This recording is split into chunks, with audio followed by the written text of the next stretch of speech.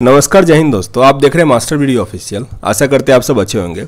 अभी जो टेक्नीशियन 1 और टेक्नीशियन 3 का डीवी और मेडिकल होगा, तो उसके रिगार्डिंग हम एक दो साझा किए हुए थे वीडियो, और उसके बाद बहुत सारा कमेंट आया। और ये सारा कमेंट जो बहुत लोग फेस करते हैं, जो डीवी और मेडिकल में हम देखे थे, तो उसी पे सबका कमेंट तो नहीं ले पाए, पर जो मुझे अभी तक ठीक ठाक लगा उसका हम लिए हैं, और भी होगा तो साझा किया जाएगा, ठीक है। या फिर कोई आपको भी प्रॉब्लम है तो बताइएगा।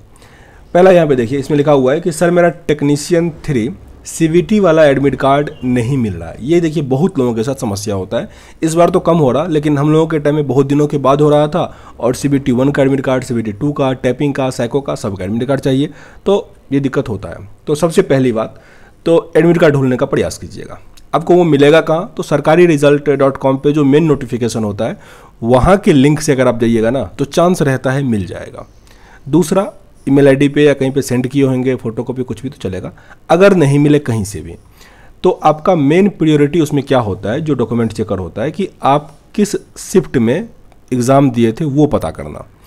तो आपके मेल पे मैसेज आया होगा, या फिर अगर आपको याद है, जैसे आप एग्ज़ाम देने गए होंगे, ट्रेन का टिकट होगा, कुछ भी होगा, तो आपको ये पता कर लेना है कि डेट कौन सा था आपके एग्ज़ाम का और शिफ्ट कौन सा था। क्योंकि वहाँ पे वो बायोमेट्रिक चेक करता है कि उस शिफ्ट में आप अवेलेबल थे या नहीं थे। एडमिट कार्ड का मेन काम वही होता है, तो वो जरूर लेके जाइएगा। अगर आपको गेट के अंदर एंट्री दे दिया, तब तो वही शिफ्ट और डेट से काम चलता है, लेकिन गेट पे ही मेन चेक करता है कि सीवीटी 1 का एडमिट कार्ड। तो कोशिश कीजिएगा मेल पे या कहीं पे फोटो स्टेट कहीं पे कुछ पता करने के लिए, लेकिन बाद में थोड़ा बहुत रिक्वेस्ट कीजिएगा, बहुत रिक्वेस्ट कीजिएगा मेन, तब आपको जाने दे सकता है। लेकिन फिर वही चीज़ है कि डेट और शिफ्ट तो पता करना ही पड़ेगा। आगे देखिए, आगे लिखा हुआ है कि सर मेरा एक आंख में -1.5 पावर है और एक में इतना पावर है। ग्रेड 3 में कोई प्रॉब्लम तो नहीं होगा, चश्मा पहन के जाऊँ या नहीं जाऊँ? तो इसके लिए आप इसके नोटिफिकेशन पे आइए, ठीक है। और एक चीज़ मैं ये नोटिफिकेशन देखने के बाद ये कह रहा हूँ कि नोटिफिकेशन जिस एग्ज़ाम का है उसी का देखें, क्योंकि बहुत डिफरेंस है इसमें। देखिए, इसका मेडिकल में अगर आप देखें तो, और एक ये भी कमेंट किए थे कि विदाउट और विथ ग्लास का डिफरेंस समझा दीजिए, तो दोनों क्लियर हो जाएगा आपका। यहाँ पे देखिए वो कमेंट किए हैं कि 1.7 या 1.5 उनका पावर है चश्मे का माइनस में, तो 2 डायोप्टर से वो क्या हुआ, कम हुआ। यहाँ पे लिखा हुआ है ना, power of lenses not to exceed 2 dioptre. 2 dioptre या उससे अगर कम है तो आपका पावर क्या हो जाएगा, A3 मेडिकल। और ये विथ और विदाउट ग्लास का क्या मतलब हुआ, कि आपको या तो चश्मा पहन के या बिना चश्मा पहने आपका आँख का पावर 6/9 हो जाना चाहिए। अगर मान लीजिए किन्हीं का आँख थोड़ा कम खराब है, यानी 6/6 है, बहुत अच्छा आँख है, अगर 6/9 हो गया तो थोड़ा तो खराब हुआ ना।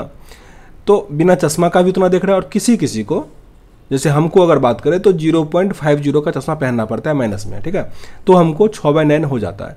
तो अगर आप चश्मा पहन के भी देख पा रहे हो ना, तो आपका A3 मेडिकल हो जाएगा। इसमें कलर विजन भी होगा, सब कुछ होगा। तो विदाउट और विथ ग्लास समझ गए कि चश्मा पहन के भी विथ ग्लास आपका ऐसा हो जाना चाहिए।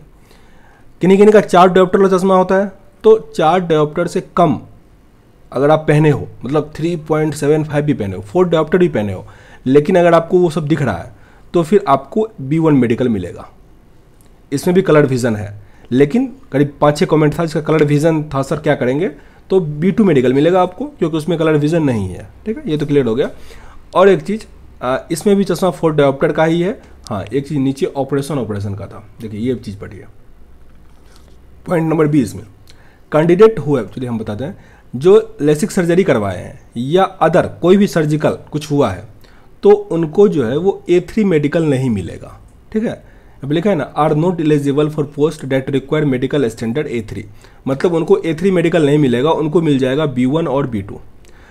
अब NTPC वाले में क्या था ना, कि उनको मिलता C1 मेडिकल, जैसे किसी का उंगली कटा हुआ है, किसी का कुछ भी समस्या है, तो उनको C मेडिकल मिलता था। अभी उससे नीचे का मेडिकल का जिक्र ही नहीं किया गया है, तो आपको B1 या B2 मेडिकल दिया जा सकता है। तो इसीलिए बहुत अधिक टेंशन लेने की बात नहीं है, बहुत अच्छे तरीके से मेडिकल का इसमें जिक्र किया गया है। बस आपको सारा डॉक्यूमेंट लेके जाना है। और जिनका 4 डायोप्टर से अधिक है चश्मे का पावर, वो थोड़ा टेलीग्राम पे मैसेज कर लीजिएगा, कुछ सॉल्यूशन हम देंगे, काम चल जाएगा आपका। इंस्टाग्राम मेरा भी बंद चल रहा है, पता नहीं लॉगिन नहीं हो रहा, मैं भूल गया सब कुछ उसका, तो इसीलिए मैं रिप्लाई नहीं दे पा रहा हूँ। आगे अगर आप देखिएगा जो कमेंट है इनका, यह है कि सिग्नेचर में और एग्ज़ाम में अलग अलग कर दिया है, रिजेक्ट कर देगा क्या? सिग्नेचर जो है फॉर्म भरते टाइम और एग्जाम में अलग अलग कर दिए हैं। तो देखिए, ये हम वीडियो बनाते टाइम भी कहे हुए थे कि सिग्नेचर आपका सेम होना चाहिए, कैपिटल लेटर में नहीं होना चाहिए, क्योंकि बहुत लोगों को कैपिटल के लिए दिक्कत हुआ है। खैर फिर भी अगर सेम हो गया है तो ये आपको वहाँ पे जो डीवी में होगा उस टाइम उनसे पूछ लीजिएगा कि सर कौन सा साइन करना है, ठीक है। तो वो आपको बता देंगे, कोई गुस्से में बात नहीं करते, वो अच्छे से बात करते हैं, तो ये वहाँ पे काम चल जाएगा। जनरली जो आप एग्जाम में साइन किए होंगे मेन वही होगा, क्योंकि वही डाटा उनके पास होता है। पर एक बार ये पूछ लीजिएगा साइन करने से पहले वहाँ पे, ठीक है ना, क्योंकि आपने बड़ा गलती किया हुआ है। और हाँ, कोई भी कैपिटल में बिल्कुल भी नहीं करिए। मैं बहुत बार बार कर रहा था कि ये मतलब मैनेजेबल नहीं हो पाता है, बहुत दिक्कत होता है उसके लिए। आगे सर मेरा ITI के मार्कशीट में फ़ोटो नहीं है, तो फिर भाई मार्कशीट में मेरे टाइम में भी फ़ोटो नहीं था, नया नया किसी में फ़ोटो है, नहीं तो पुराने वाले में बहुत में फ़ोटो नहीं है, तो उससे कोई दिक्कत नहीं होता। आपका जो फॉर्मेट है उसी से चलता है। आगे ब्लड प्रेशर थोड़ा ज़्यादा है, शुगर ज़्यादा है, ये सब चीज़ तो वो सब थोड़ा बहुत ज़्यादा है, तो उससे उतना फ़र्क नहीं पड़ता। आपको टाइम दिया जाएगा, आप फिर से आके कर सकते हो, ये सब होता है। लेकिन हाँ, ये 3 मेडिकल नहीं देगा, उससे नीचे का मेडिकल दे सकता है, तो बहुत बड़ा इशू ये सब नहीं बनता है। आगे नाम आधार कार्ड में गलत है, ये सब चीज़ तो देखिए, आपका जो एजुकेशन क्वालिफिकेशन है ना, जैसे 10th किए होंगे, 12th किए होंगे, ITI किए होंगे, उस सब में अगर कहीं आपका नाम, पापा का नाम, माँ का नाम गलत है, तो आप उसमें एफिडेविट लगाओगे तो वो काम बनेगा। सबका अलग अलग लगाना है।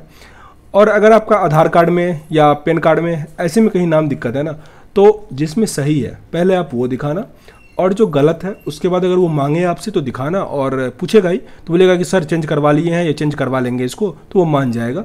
या फिर टाइम है तो आप चेंज करवा ही लीजिए, दोनों उपाय है आपके पास। आगे यहाँ पे है कि OBC सर्टिफिकेट नंबर नहीं डालना है, जो मतलब इनका ये है कि फॉर्म भरते टाइम जो डाले थे सर्टिफिकेट नंबर वही डालना है, या फिर जो नया वाला, तो बिल्कुल नया वाला डालना है आपको, और नया वाला दिखाना ही है, क्योंकि 1 ईयर वैलिड होता है। और ये लिखा भी रहता है कि DV के लास्ट 6 मंथ तक का आपका वो कास्ट सर्टिफिकेट होना चाहिए, तो बस नया वाला आप डालिएगा। विदाउट ग्लास का मैंने जिक्र कर ही दिया, 2 डायोप्टर लगा हुआ है इनका, तो कोई प्रॉब्लम नहीं होगा। लेकिन हाँ, जो चश्मा है ना, जो आप दिखाए हैं, डॉक्टर से दिखाए हो या बहुत दिन हो गया हो, फिर भी आप एक बनवा लीजिएगा कि आपके दोनों आँख का पावर कितना है। अगर वो चीज़ नहीं रहेगा तो आपको यहाँ प्राइवेट में दिखवाना पड़ेगा, तो उसका पैसा लगेगा। बहुत लोगों का ये भी रहता है कि आँख का जो पावर है ना, चश्मा पहन के हम जाएं या नहीं जाएं। चश्मा पहन के बिल्कुल जाइए, क्योंकि अगर पहन के नहीं जाइएगा वहाँ देखने में दिक्कत होगा, तो फिर आपके पास या उन डॉक्टर के पास कोई प्रूफ नहीं होता कि आपका आँख कितना ख़राब है, तो आपको वो बोलेगा प्राइवेट में दिखवाओ, और फिर अनाप शनाप पैसा लगेगा।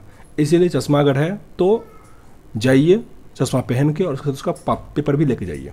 तो ओवरऑल इतने सारे कमेंट को हमने कवर किया। और भी कोई कुछ समस्या है कमेंट बॉक्स में लिखिएगा, नहीं तो कमेंट और भी है, पर जो एक मेन समस्या है ना वो साझा कीजिएगा, ताकि उस पर हम हेल्प कर सकें। और जिनको लग रहा है कि कुछ और क्रिटिकल है, वो टेलीग्राम पे मैसेज कीजिएगा, हम कोशिश करेंगे जहाँ यथासंभव हेल्प करने का। मिलते हैं नेक्स्ट वीडियो में, तब तक के लिए जय हिंद।